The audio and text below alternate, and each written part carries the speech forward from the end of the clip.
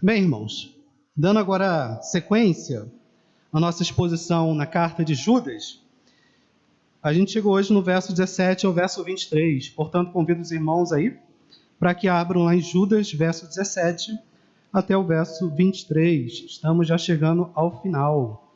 Semana que vem, se Deus quiser, a gente encerra.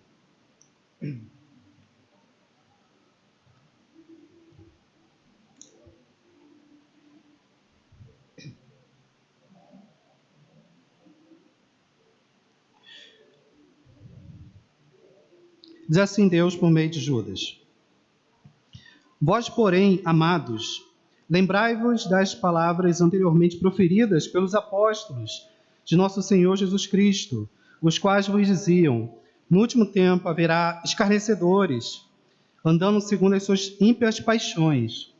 São estes os que promovem divisões sensuais que não têm o Espírito. Vós, porém, amados, edificando-vos na vossa fé santíssima, orando no Espírito Santo, guardai-vos no amor de Deus, esperando a misericórdia do nosso Senhor Jesus Cristo para a vida eterna.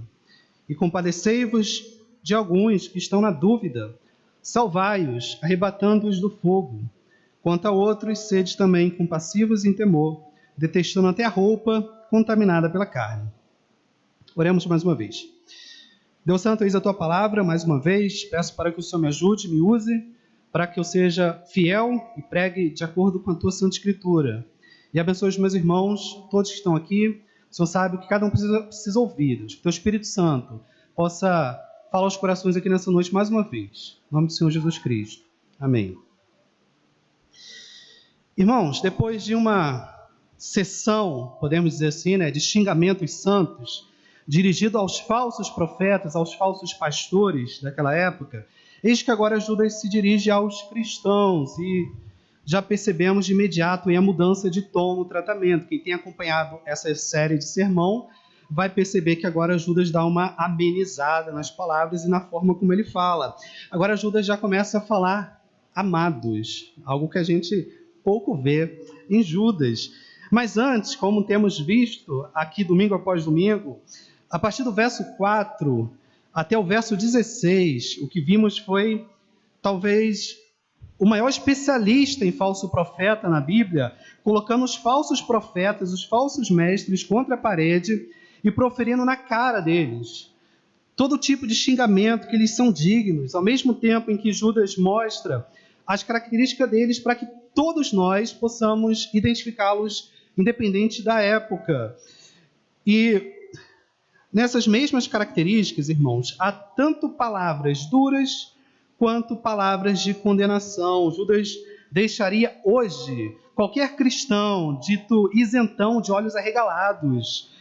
Porque, como é que um cristão pode tratar uma outra pessoa assim? Nós temos visto que Judas é um exemplo de Jesus Cristo, que vê injustiças ou vê falsa pregação, heresia, e diante disso ele não pega leve, não é? Então Judas é uma dessas pessoas. Pois, entre outras coisas, lembremos o seguinte, só a título de introdução, Judas fala, são falsos, não apenas na forma como eles pregam, mas também no trato para com o próximo. São, uma palavra clássica aqui, dissimulados, são pessoas falsas. Judas chama de ímpios, pessoas libertinas, que pregam a libertinagem, pregam a teologia das obras, segundo o patrono das obras, chamado Caim, nós vimos aqui, pregam pelo dinheiro, como Balaão, e estão sempre mudando a mensagem de acordo com mercado gospel. Quem paga mais, eles vão lá e mudam, igual Balaão. Estão sempre buscando cargos cada vez maiores, igual Corá. São 3 personagens do Antigo Testamento que Judas cita aqui. Em relação a títulos, eles parecem insaciáveis, estão sempre à procura de terem cargos e títulos maiores. E como eu disse aqui na quarta-feira, quem esteve vai se lembrar, nas igrejas deles parece haver aquilo que podemos chamar de programa de crescimento, não é? Primeira pessoa é convertida a Deus, não é? depois se torna membro de igreja, já tem um status, né, de membro, depois passa a trabalhar na mesa de som, vira obreiro da igreja, depois vira diácono, aí depois vira presbítero, depois pastor, depois sobe um cargo, né, vira bispo, depois apóstolo e profeta, e hoje já tem até pai apóstolo. Se os irmãos forem procurar aí no Google, vão achar que tem pai apóstolo, talvez seja o pai do apóstolo, patriarca, e assim, a loucura não tem limite. Daqui a pouco a gente acha que é brincadeira, vai surgir aí o Jesus Júnior. Aliás, já tem o Henri Cristo, né? A pessoa que fala que é Jesus Cristo. E você vai ver, é curioso, as pessoas estão sempre à procura de títulos. Com qual objetivo? Igual os falsos profetas, para parecerem poderosos aos homens. E para piorar, a gente acha que não pode, né? As mulheres entraram no meio dessa situação aí. Hoje temos pastora, profetisa, bispa, episcopisa, presbítera, olha só, apóstola, sacerdotisa, daqui a pouco vai ter deusa mãe. E não sei se tem, né? Mas pelo menos já há um tentáculo do feminismo dizendo que Deus é mulher. Se os irmãos forem olhar, já tem pessoas dizendo que não, isso aí é machismo, falar que Deus é masculino, isso aí não pode. Deus tem que ser tanto homem quanto mulher, e a coisa é daí para baixo. E aí a gente fica meio que sem palavras com essas coisas, porque uma das estratégias mais bem-sucedidas hoje de Satanás se chama feminismo, e para nossa tristeza, esse movimento demoníaco não apenas tem entrado nas igrejas, como tem fincado sua bandeira nos púlpitos também.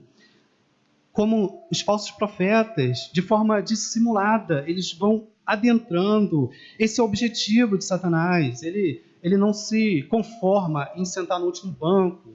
Ele vai se aproximando de forma dissimulada, como aconteceu no período de Judas. Eles tomam os púlpitos e Judas se vê na necessidade de chegar e falar: isso não pode acontecer. Eu preciso alertar o povo de Deus a respeito dessas coisas.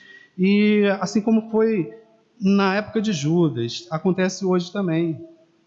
Seguindo nas acusações de Judas, Judas vai falar que também eles negam Jesus como Senhor, pois são eles que mandam, né? Eles que são senhores. Judas chama ainda de sonhadores alucinados. Essa é a característica talvez que eu mais tenha repetido aqui, justamente porque é algo mais marcante. Eu repeti de propósito, porque é aquilo que salta mais aos olhos, né? Eles sempre começam falando que receberam, por isso Judas fala, são sonhadores alucinados. Eles começam falando que receberam sonhos, visões, profecias, revelações, com o único objetivo de se mostrar cada vez mais superior espiritualmente. O objetivo é esse. Mas como também vimos aqui em Judas, ele os caracteriza de alucinados, chama de pessoas doidas, pessoas com raciocínio danificado pelo pecado, ou como também constatamos aqui, são pessoas possuídas pelo demônio.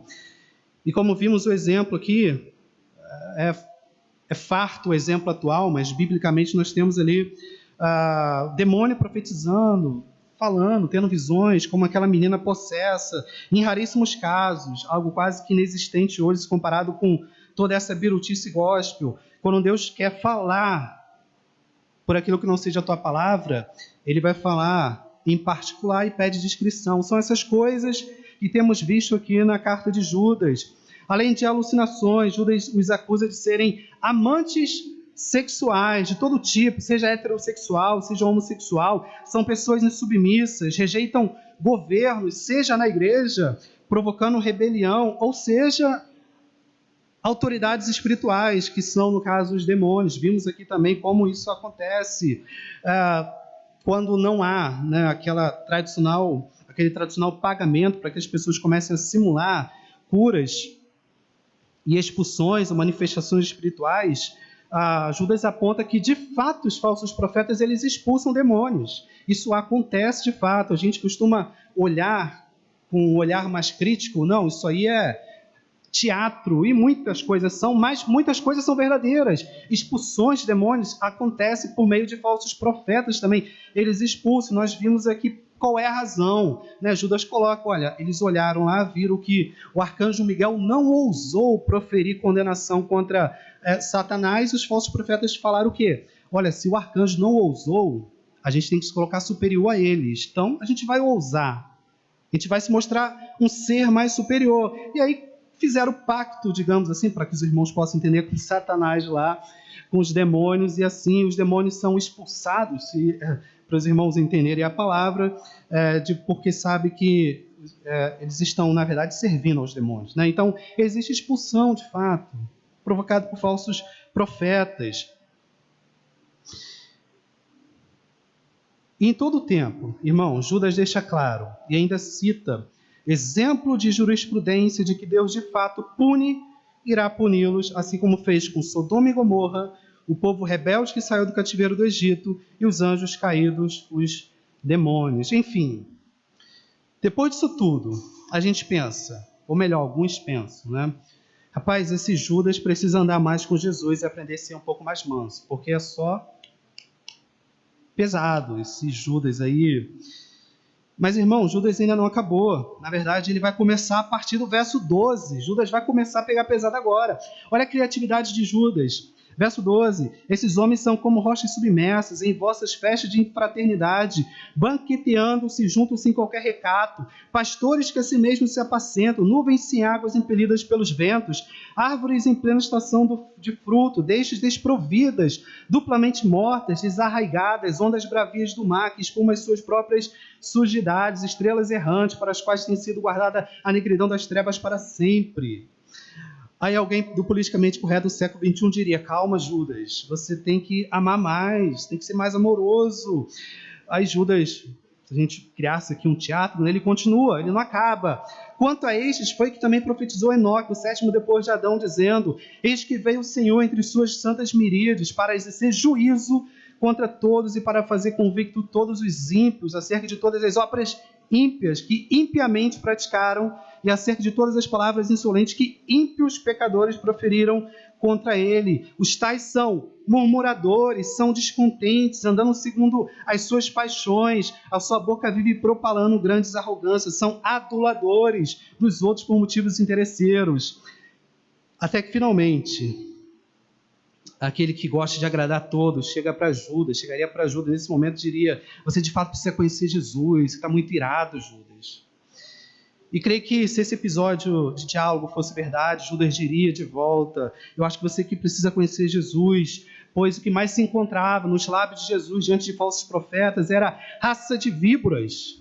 O que mais se encontrava nos verdadeiros profetas era raça de víboras. Quem foi que fez com que vocês tentassem fugir da ira vindoura? Vocês não merecem. Vocês que usam do evangelho para pregar mentira são os mais indignos. E contra essas pessoas, nem Jesus, nem os profetas do Antigo Testamento, nem os apóstolos, nem João Batista, nem ninguém pegou leve.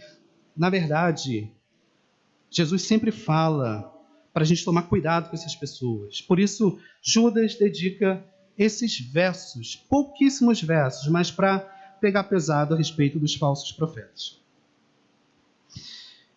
Para mostrar que não se pode poupar lobo. E aí, irmãos, eu faço uma pergunta. Por que no Brasil os maiores falsos profetas e charlatões estão no poder e nas mídias? Já fez essa pergunta?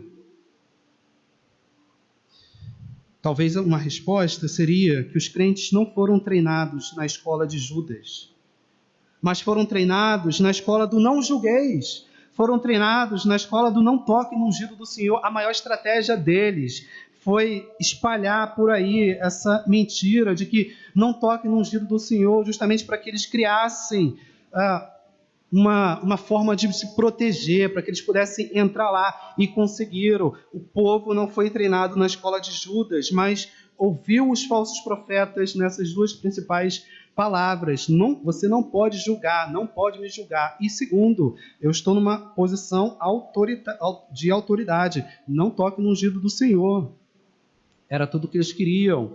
E hoje estão lá difamando o verdadeiro evangelho, pois o evangelho é conhecido, entre aspas, por meio deles. O falso evangelho sendo passado ao mundo como verdadeiro. E boa parte da culpa é minha e a sua, é nossa. Porque quando a gente lê a carta de Judas e ouve isso aqui, a gente às vezes fica assustado. Às vezes a gente sai da igreja pensando assim, não, isso foi pesado. Foi pesado, essa é a razão porque eles estão no poder. Boa parte, portanto, é culpa nossa. Mas creio que Deus tem nos ensinado que nunca é tarde para aprender a, como Judas coloca aqui no verso 3, a batalhar pela fé que uma vez por toda foi entregue aos santos. É guerra, meu irmão, primeiramente contra Satanás, óbvio, contra principados e potestades. E quanto aos falsos profetas, somos chamados a apenas acusar o falso ensino e declarar condenação a eles se eles não se arrependerem. Esse é o papel nosso, é o nosso chamado. E é isso que Judas fez em apenas 16 versículos que vimos até aqui. Agora, se dirigindo aos santos, aos cristãos, Judas mostra agora a diferença de tratamento, inclusive no tom, na forma como ele fala, né? Inicia assim o verso 17. Vós, porém, amados, lembrai-vos das palavras anteriormente proferidas pelos apóstolos de nosso Senhor Jesus Cristo. Judas pede, irmãos, para que aqueles cristãos se lembrem de algo importante, que ele descreve como a palavra dos apóstolos. Veremos que texto é esse, que ele faz referência, que apóstolo é esse. Mas antes, veja, Judas mostra, irmãos, para aqueles cristãos, que a única forma de lutar contra os falsos mestres na defesa da fé é com a palavra. Lembrai da palavra. Não é por meio de coaching, estudo científico de caso, não é ficar olhando, não. Lembrai da palavra. Vocês só vão vencer por meio da palavra. Com a Bíblia, até porque os falsos usam a Bíblia, mas de forma distorcida. Satanás fez assim desde o início. A gente conhece a história, usando a palavra para enganar Eva e depois fazer Adão cair. Ele usou a palavra para tentar Jesus Cristo. Os hereges usam a palavra para enganar o povo. E pasmem, enquanto muito cristão nunca leu a palavra inteira, pelo menos uma vez. Aí quando Judas fala, lembrai da palavra, a palavra lembrai pressupõe que você saiba de alguma coisa, então só vai ser bem-sucedido na luta contra a heresia e o falso profeta aquele que tem a palavra de Deus, aquele que a leu. Como é que você e eu vamos lembrar de algo que a gente não leu? Se eu fizesse uma pergunta aqui, claro que eu não quero que os irmãos mostrem, mas se eu fizesse a pergunta, levante a mão, quem leu a Bíblia toda, pelo menos uma vez, talvez, né, não posso falar com certeza, mas talvez poucos levantariam a mão. Mas Judas fala, lembrai da palavra. Será que você vai se lembrar da palavra? Quanto a isso, certa vez disse um teólogo, abre aspas, há pó suficiente sobre algumas das suas Bíblias que dá para escrever condenação com dedo. Há pó suficiente sobre as suas Bíblias que dá para escrever condenação com dedo. Tem tanta poeira, às vezes, na Bíblia que dá para escrever condenação ali e fica marcado para sempre. Isso é triste, irmãos, pois somos o povo da palavra, perdendo o desejo pela palavra. Mas Judas indica que essa é a única forma de nós defendermos a fé que uma vez por todas foi entregue aos santos. E agora qual texto ele indica? Ele vai indicar no verso 18, diz assim, os quais vos diziam, no último tempo haverá escarnecedores, andando segundo as suas ímpias paixões.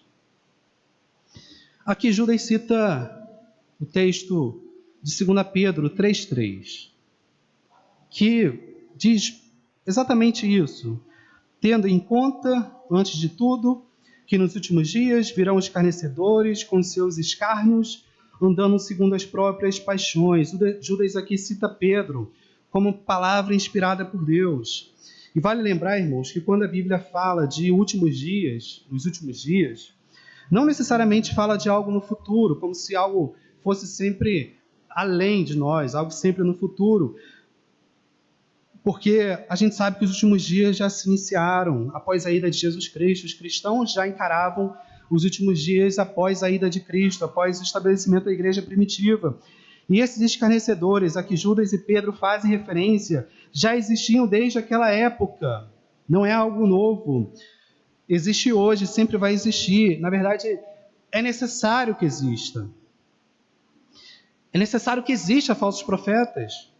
Porque se não existir falso profeta, se não existir heresia, se não existir o erro, se não existir perseguição, se não existir dor, se não existir doença, se não existir tragédia, o povo de Deus vai ficar de braços cruzados sempre. Então, falso profeta muitas vezes existe para fazer o povo de Deus acordar. Perseguição existia para fazer o povo de Deus sair por aí pregando o evangelho a outras pessoas. Doença muitas vezes existe, tragédias existem para fazer o povo de Deus voltar a orar, voltar a buscar Deus. Então, as coisas ruins muitas vezes são necessárias quando o povo de Deus está desleixado. Então vai sempre existir. Ou seja, esses falsos profetas, eles vão existir em todas as eras, em todas as épocas. E Judas diz aqui, irmãos, nesse verso 18, que eles andam segundo suas ímpias paixões. Ou seja, eles não se importam em satisfazer a Deus, mas as suas paixões, seus desejos carnais. O ponto aqui é que eles são conscientes do que eles estão fazendo. E eles fazem com prazer. Nessa mesma esteira, podemos citar, por exemplo, 1 Timóteo 4:1, que diz: ora, o Espírito afirma expressamente que nos últimos tempos alguns apostatarão da fé por obedecerem a espíritos enganadores e a ensinos de demônios. Perceba, ensinos, indicando que os demônios iriam ensinar nos púlpitos também. Paulo deixa claro que os demônios ensinam, o que confirma a tese de Judas, de que em alguns púlpitos os filhos de Satanás, os falsos mestres, estavam a ensinar. Temos ainda o texto de 1 João 4:1. Amados, não deis crédito a qualquer espírito, antes provai os espíritos se procedem de Deus, porque muitos falsos profetas têm saído pelo mundo afora.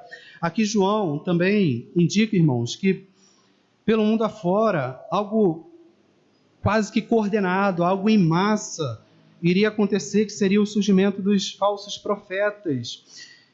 E como eles são dissimulados e têm um ensino inicialmente camuflado, João pede para que se analise se o que está sendo dito é pelo Espírito de Deus ou não, isso é, se tem procedência da palavra ou não. Portanto, irmãos, nesse verso 18, Judas traz a lembrança, a memória daqueles irmãos e de todos nós, as palavras dos apóstolos, mostrando que o engano nunca será por falta de aviso.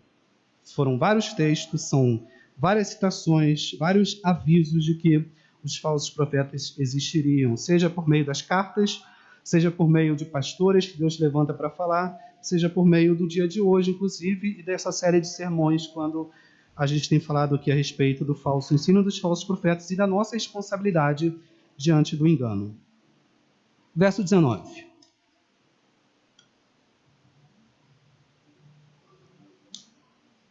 São estes os que promovem divisões sensuais, que não têm o espírito.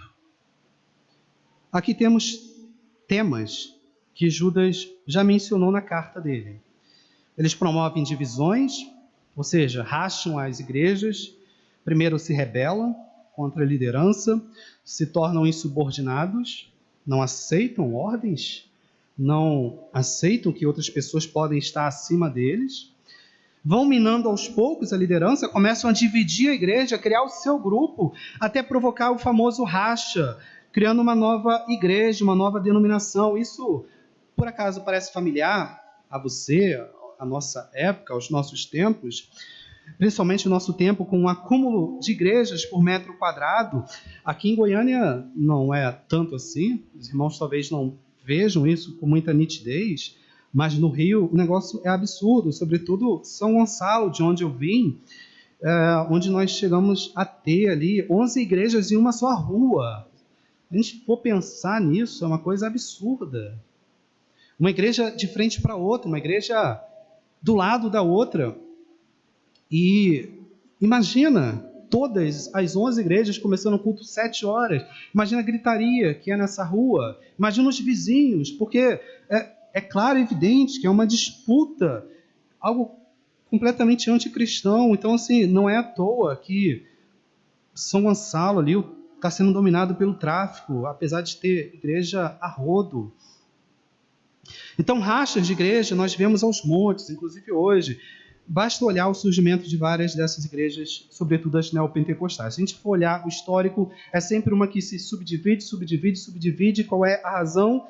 Disputa na liderança. Judas já deixou claro que essas coisas iriam acontecer. Além das divisões, Judas volta a falar que eles são sensuais, ou voltados para as questões sensuais, algo que já falei aqui de forma exaustiva e não falarei aqui mais a respeito. E finaliza dizendo com clareza que eles não têm o Espírito Santo. Mesmo que eles façam e aconteçam, mesmo que pareçam ter o Espírito Santo, mesmo que façam tudo relatado lá em Mateus 7, 22 ao 23. Veja só. Muitos naquele dia hão de dizer-me, Senhor, Senhor, porventura não temos nós profetizado em teu nome? Profecia. Falsos profetas profetizavam. Em teu nome não expelimos demônios? Expulsão de demônios, não teatro.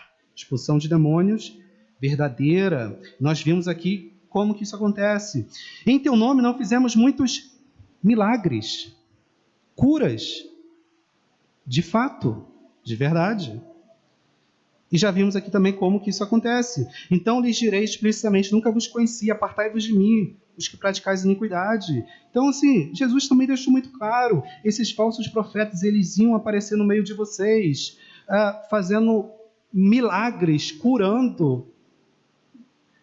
Enfim, eu poderia falar muitas coisas aqui, mas fariam coisas que a gente acharia assim, isso só pode vir de Deus. Então Judas diz, né, eles podem fazer coisas mirabolantes, mas não têm o Espírito Santo. Esse é o ponto de Judas aqui. Eles não têm o Espírito Santo, pois o Espírito Santo preza pela verdade, preza pela santidade, pela pureza, seja do Evangelho ou pela pureza da vida. Note, irmãos, que desde o verso 17, Judas mudou o tom, né, um pouquinho, porque ele se dirige aos cristãos, mas veja como que Judas, no meio ainda, ele diz algumas coisas pesadas contra os falsos profetas. É como se isso fosse tão importante, estivesse latejando no coração de Judas, que ele ainda abre mais um parênteses para bater mais um pouquinho nos falsos profetas. Mas depois ele volta. Verso 20, ele diminui o tom de novo. E agora ele vai assim até o final. Agora é o Judas paz e amor. Ele vai dizer assim: vós, porém, amados, edificando-vos na vossa fé santíssima, orando no Espírito Santo. Judas começou aqui rogando para que os cristãos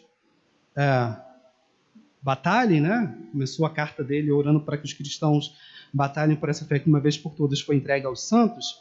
E vimos que essa fé, no início, significa o conjunto de doutrinas, não é o ato de crer, não é algo subjetivo, mas as doutrinas do Evangelho, a palavra de Deus. E aqui nesse verso, no final da carta de Judas, mais uma vez ele volta a falar sobre fé, né? Essa fé santíssima, edificando-vos na vossa fé santíssima, isto é, vocês precisam se edificar nessa fé santíssima, nesse precioso conjunto de doutrinas, edificados pela palavra de Deus.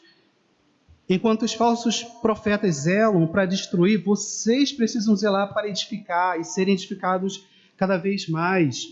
Agora como, irmãos? Não há outra forma a não ser por meio da Bíblia, por meio da palavra. E mais uma vez eu repito, por que os falsos têm logrado êxito no Brasil? Segunda vez que pergunto isso. Será que porque os cristãos não leem a Bíblia? Mais do que isso, não estudam? Acham que o estudo da teologia é coisa de uma certa casta de teólogo, de pastor, enfim. Se a gente for olhar, irmãos, desde o início da Bíblia, Pegar o Novo Testamento, por exemplo, foi escrito para a igreja primitiva, não é?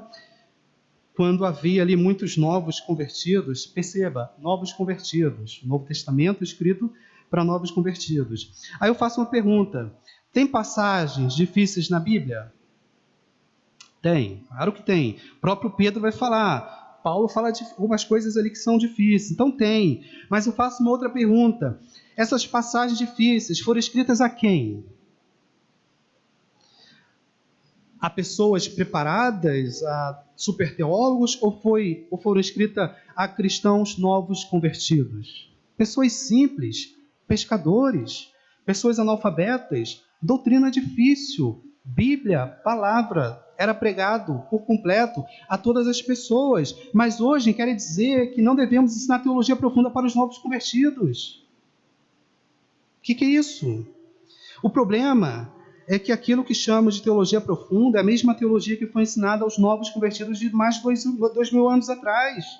Mas, curiosamente, essa geração se acha mais inteligente, porque tem mais tecnologia, internet, mais livros, mais versões de Bíblia. E temos, graças a Deus, muitas vantagens. Mas, sinceramente, a gente tem que repensar algumas coisas, pois somos mais avançados a nível de cultura, tecnologia, mas sabemos bem menos Bíblia que os novos convertidos de mais de 2.000 anos atrás.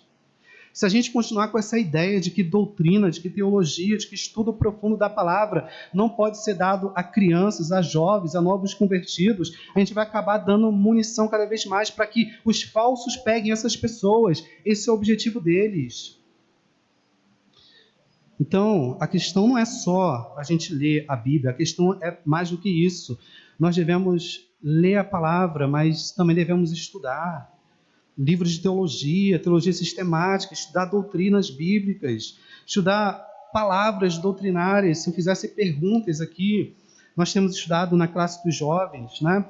Mas se eu fizesse perguntas também para algumas pessoas, não necessariamente da igreja, mas para pessoas de modo geral, a respeito, defina para mim o que é propiciação. Nós somos cristãos. Defina o que é expiação, união hipostática de Cristo, a expiação, a dupla natureza de Cristo e tantas outras doutrinas bíblicas. Às vezes a gente não vai conseguir responder, mas a Bíblia fala que a gente tem que estar preparado para responder todo aquele que pedir razão da nossa fé. E quando eles vierem perguntar essas coisas, oro para que essa aplicação, irmão, sirva de reflexão nas nossas vidas, para que possamos ser, ao mesmo tempo, mais amantes da palavra de Deus, possamos ler com devoção, quanto estudantes, pessoas que estudam teologia de fato.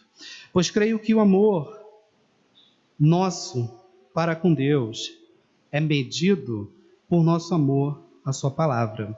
Repito, creio que o nosso amor por Deus é medido por meio do nosso amor à palavra dele. E nesse momento, você tem aí a oportunidade de dizer a Deus, o seu íntimo, o seu coração, como você o ama, lembrando quantas vezes e de que forma leu a palavra dele essa semana. Nosso amor por Deus é medido pela forma como lemos a palavra dele. E agora você tem a oportunidade 3 segundos, para você dizer para Deus o quanto você o ama, lembrando como que você leu e quantas vezes você leu a palavra dele nessa semana. Por fim, Judas encerra o verso dizendo, orando no Espírito Santo. Primeiro a gente tem que ver o que não significa isso. Isso não significa orar em línguas, como alguns querem dizer, pois o contexto nem de longe aponta para isso, já que Judas acabou de falar da palavra e da necessidade de se dedicar através dela. E de que forma, irmãos, o cristão é edificado pela Escritura, senão com o auxílio do Espírito Santo e através da oração. Isso porque não estamos diante de um livro comum. É necessário orar para que o Espírito de Deus nos ilumine no entendimento da verdade. Se, portanto, os falsos mestres não têm o Espírito Santo, como Judas falou em verso anterior, vocês têm. Têm a palavra, têm a oração e têm o Espírito Santo. Então, orem, estudem e peçam auxílio ao Espírito de Deus. Isso que é orar no Espírito Santo aí. Verso 21, Judas diz: guardai-vos no amor de Deus, esperando a misericórdia de nosso Senhor Jesus Cristo para a vida eterna. Aqui temos um imperativo, guardai-vos. E aí, guardar onde, irmãos? Ele vai dizer, no amor de Deus. Esse é o centro do Evangelho, o amor de Deus. E vocês devem estar firmados nisso, diz Judas. Não aceitem nada que vá além disso, nada que vá para menos do que isso. E Judas ainda diz como que devemos nos guardar nesse amor. Ele vai dizer, guardai-vos esperando a misericórdia de nosso Senhor Jesus Cristo para a vida eterna. Isso porque, mesmo sabendo tudo isso, irmãos, sobre os falsos profetas, se não for a misericórdia de Deus, podemos facilmente ser enganados e cair nas ciladas deles. Então, Judas fala, que devemos nos guardar, mas esperar na misericórdia de Deus. Porque se não for a graça de Deus, a gente pode saber tudo sobre falso profeta, mas ainda assim a gente pode ser enganado. Verso 22. E compadecei-vos de alguns que estão na dúvida. Aqui é um alerta novo em Judas. Pois ele tem falado de uma responsabilidade individual.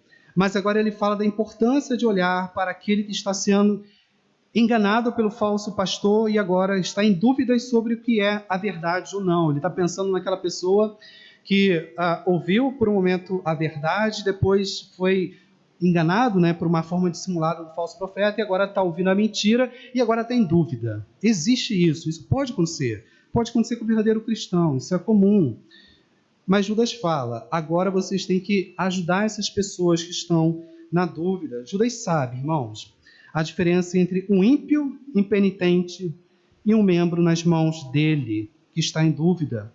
E em relação aos líderes ímpios, Judas não poupou palavras de condenação, mas é cheio de misericórdia com aqueles que estão na dúvida. Não aqueles que amam os falsos profetas, mas os que estão em desespero e não sabem mais o certo porque ouviram o errado. Para esses, o imperativo de Judas é: compadecei-vos deles. Tenha misericórdia deles, ajude essas pessoas, mostre a eles a verdade, mostre o caminho certo, porque a dúvida é um prato cheio para Satanás. Já vimos aqui que foi a primeira estratégia dele e tem sido a maior estratégia de Satanás, usar a dúvida, lançar dúvida sobre o coração das pessoas. Foi assim na tentação de Jesus e é assim até hoje. Ele busca lançar dúvidas no coração de toda a igreja, mas Judas mostra que podemos derrotá-lo nessa estratégia por meio, como? Do auxílio mútuo e comunhão dos santos. Vocês devem impedir que Satanás plante dúvida no coração dessas pessoas. Então, irmão, você conhece alguém que está se alimentando do falso ensino? Talvez você conheça. A palavra de Judas, a palavra de Deus é minha e a sua responsabilidade. A partir do momento que você ouviu essa palavra, você se compadecer dessa pessoa, mostrar um ensino verdadeiro a essa pessoa e falar qual é o ensino falso. É nossa responsabilidade isso. Finalmente, verso 23. Salvai-os, arrebatando-os do fogo. Quanto a outros, sede também compassivos em temor, detestando até a roupa contaminada pela carne. Salvar do fogo aqui pode ter dois sentidos, mas que são complementares, não são contraditórios, não.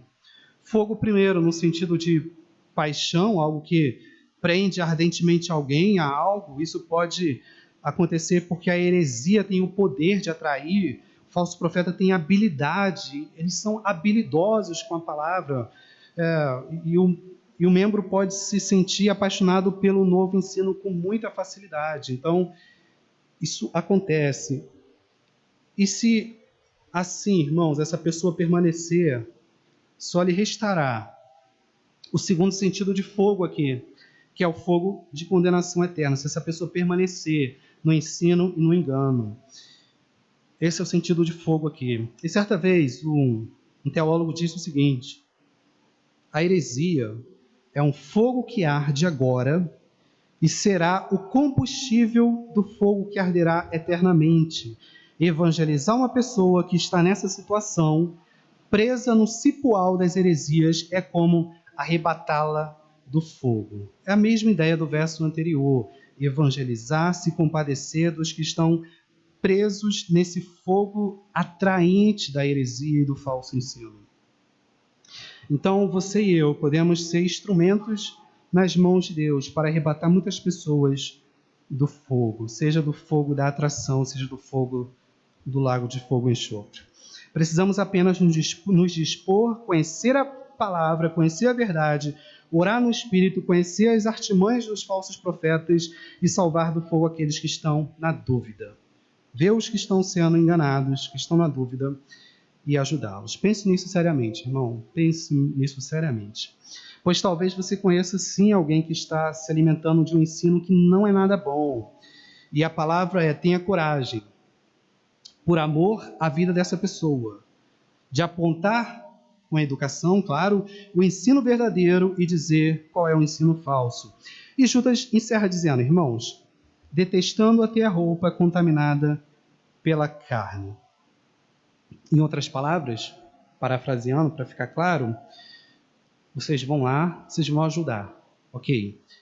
Cuidado para não se queimar ao tentar salvar outras pessoas. Olha a importância do que Judas está falando. Ele fala para que você se levante e vá ajudar, mas ele fala com cautela.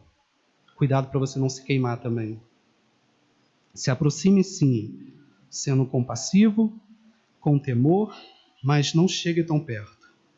O contexto, irmãos, fala das heresias, claro, mas nós podemos aplicar de várias formas na nossa vida hoje. Tem gente, por exemplo, que quer evangelizar no carnaval, mas tem uma tendência pecaminosa na área sexual. É isso que Judas está dizendo. Cuidado. Aí a pessoa vai fazer o que é lá. Não evangeliza o ano todo, mas quer evangelizar no carnaval. O mesmo vale para os que vão evangelizar viciados, prostitutas, homossexuais, enfim. O ponto de Judas é: vocês devem fazer isso, devem evangelizar, mas da forma certa. Não enviando pessoas com problemas nessas áreas, não indo para qualquer lugar, mas cuidado, vocês não devem se aproximar muito de certas situações, de certas pessoas. É isso que Judas quer dizer com detestando até a roupa contaminada pela carne. Ele usa esse tipo de linguagem, irmãos, lembrando mais uma vez dos que se entregam ao sexo. E quanto a isso, até a roupa que usaram, essa referência aqui, nessa prática deve ser detestada, ou seja, com esse tipo de fogo não se brinca. E com falso profeta não se flerta. Com pessoas em dúvida não se entra com dúvida, mas com a verdade. Assim diz a palavra, pois todo cuidado é pouco, para, ao ir ajudar, não cair também. Por isso, cautela, cuidado ao ajudar outra pessoa. Essas são as orientações de Judas para o cristão diante do falso profeta. De tudo que temos ouvido e ouvimos hoje, creio que a base é a edificação constante nessa fé santíssima, que uma vez por todas, através do sangue derramado, foi entregue aos santos, a todos nós. E a pergunta que fica, encerrando, é: temos batalhado por essa fé? Ou não temos vencido nem a luta por ao menos abrir a Bíblia? Temos salvado pessoas da dúvida? Temos salvado pessoas do fogo? Temos nos alimentado dessa fé, ou seja, dessa palavra? Temos crescido em conhecimento doutrinário? Temos coragem suficiente para enfrentar o falso profeta e condenar o falso ensino? Ou estamos mergulhados no politicamente correto, de agradar a todos e de não ofender ninguém e de não julgar o outro? Eu aprendi uma coisa e nunca mais esqueci, pois certa vez ouvi isso de um grande teólogo. Nunca suavize o evangelho. Se a verdade ofende, deixe que ofenda. As pessoas passam toda a vida ofendendo a Deus. Deixe que se ofendam por um momento. É isso que tem me dado coragem para pregar o evangelho sem temer homens, mas unicamente a Deus. Que Deus te dê coragem, irmãos. Que Ele continue nos dando coragem. E que através dessa coragem, em falar a verdade, possamos mostrar na prática nosso verdadeiro amor a Deus, a sua palavra e aos que estão perdidos. Ou seja, o amor ao próximo. Amor a Deus, defendendo a sua palavra, e amor ao próximo, salvando do fogo os que estão na dúvida. Essa é a palavra de Deus que chega ao nosso coração diante dos falsos profetas. Que Deus nos ajude, irmãos. Oremos.